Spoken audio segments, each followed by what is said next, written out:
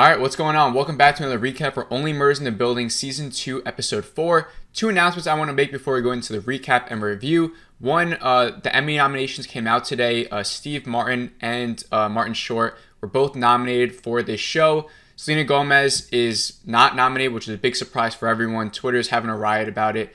And I sort of agree. You know, if those two get nominated, I think Selena should get nominated. She's a great part of the show as well. And the show also got 17 Emmy nominations, which is, I think, record numbers for Hulu. They got like 54. They're like a record day today, so I just want to put that out. And the other announcement was that, yes, Season 3 is coming. It was confirmed from this tweet.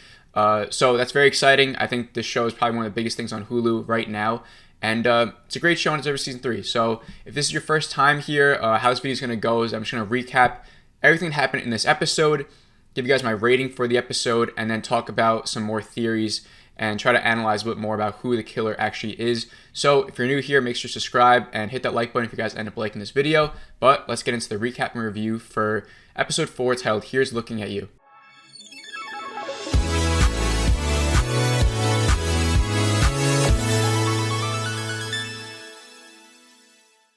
Alright, so this episode opens up by introducing us to a new character named Lucy, who is played by Zoe Colletti. This is Charles' daughter, and so the episode begins with like this montage of showing them in the beginning. As we know, Charles was with her mom, and they had a bad relationship, and they broke up, and now the mom's getting married, and she doesn't like the new husband, and she's had like 5 husbands, and so she's made her way back into Charles' life. They start sparking up a new text chat, and they start talking, but Brazos is sort of busy now, because we see him actually go onto the set of the Brazos reboot. He gets this whole big applause. He has like this speech that's a little bit awkward because it seems like nobody really wants to hear him. He thinks that he's bigger than what he actually is right now. And then he gets some new information about his character. It seems like the studio has changed his character a bit and has actually given him dementia and put him in a wheelchair just in case he goes to prison for Bunny's death, as he's mixed up in all this, right? He's like one of the suspects in a big murder case, right?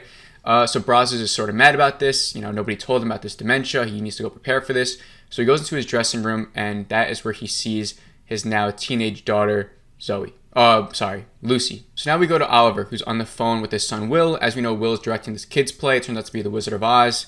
He asks for help from his father, but Oliver says he's too busy. And as he goes to the elevator, who does he find there but Teddy, who was from Season 1, who I thought was supposed to be in prison, but it seems like he's under house arrest now with his son. Teddy says that his time that he spent in jail so far as he awaits trial has been transformative. Seems like maybe he has turned a corner and is a little bit changed. But it turns out he then says that he will ruin Oliver for the involvement he had in his arrest. So it seems like Teddy is going to have another part to play in this season. I think maybe he's going to be another throwaway suspect for us to maybe think like, oh, maybe Teddy killed Bunny in some way as we learn some new information. Maybe they're back to get revenge on Oliver, and that's like who's framing Oliver for like revenge. I could see the show sort of tapping into that, but I don't think Teddy's actually going to be like a real suspect in this case. So now we head back to Charles, who is talking with Lucy in his apartment. They're sort of chatting and catching up about the mom and the wedding and how she left the wedding to come see her father. As they're talking, we see we see Oliver and Mabel come to the apartment to tell Charles about Teddy's new arrival and all this stuff.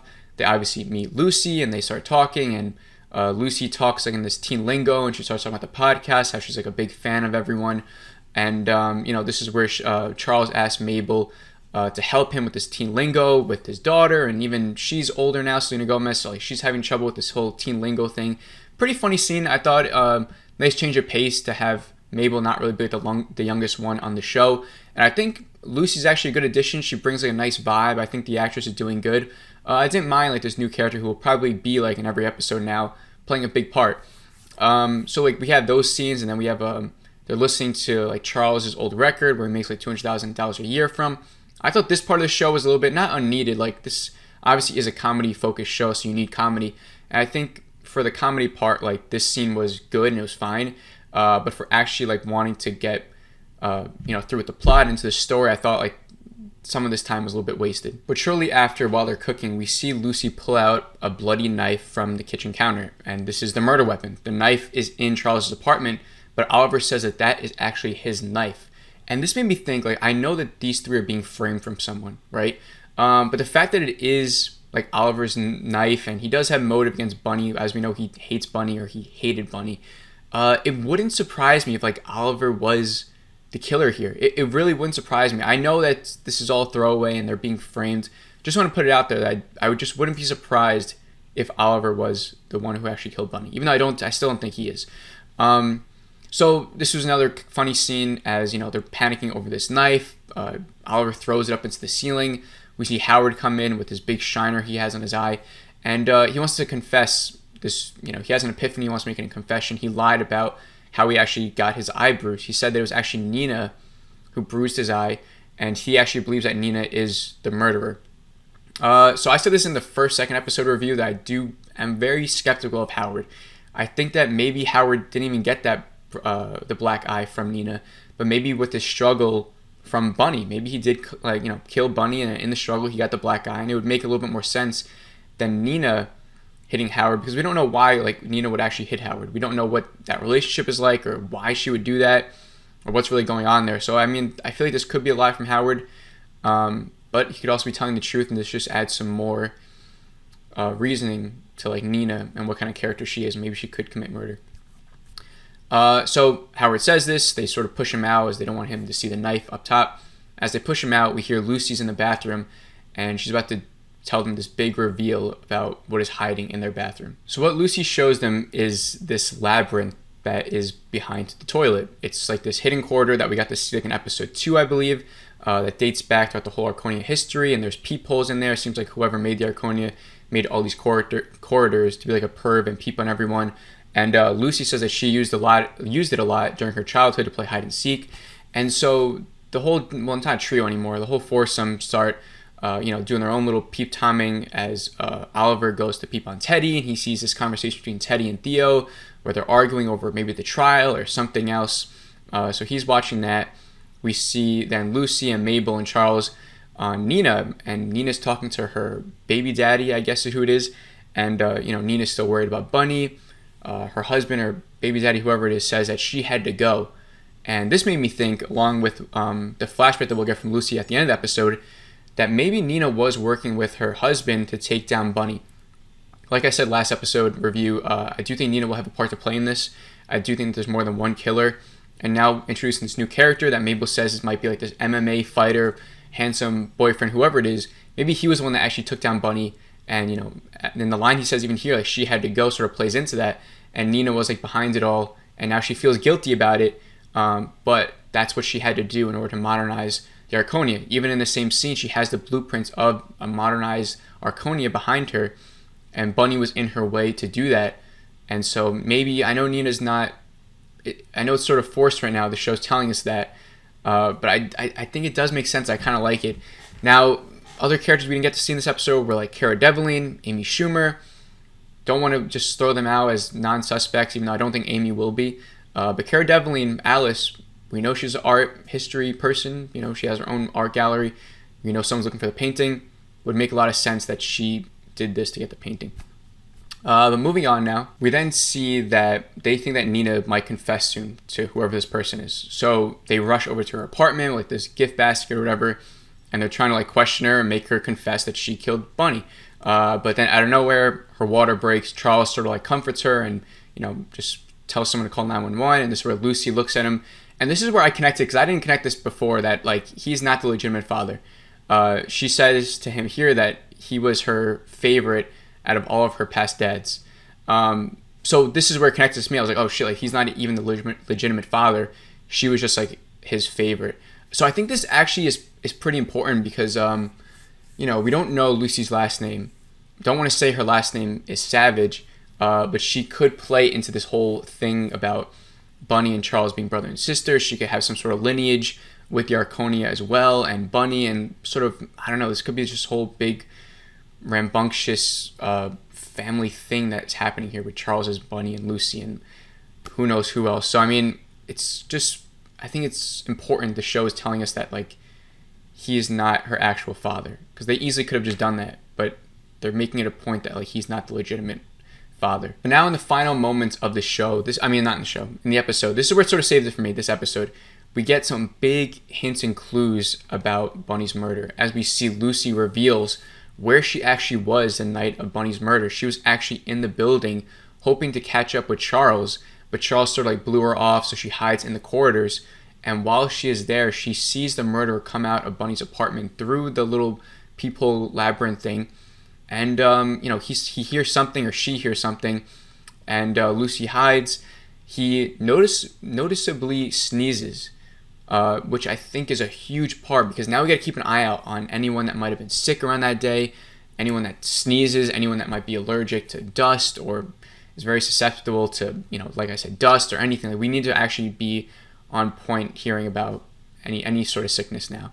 And so, even by the way the person walks, I was trying to dissect a little bit about like that person's mannerism just to get maybe some more hints, but not too much. It's still very puzzling. We still can't really draw any real conclusions or suspects from that one scene, but it was cool to see some more information about that.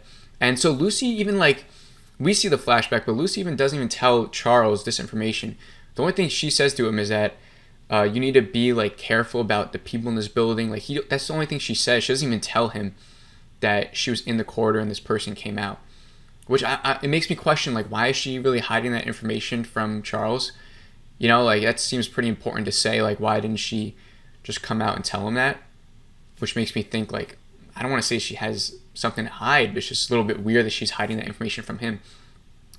But then in the last moments, a shocking scene that actually gave me chills. I don't know why it gave me so much chills, but it just did.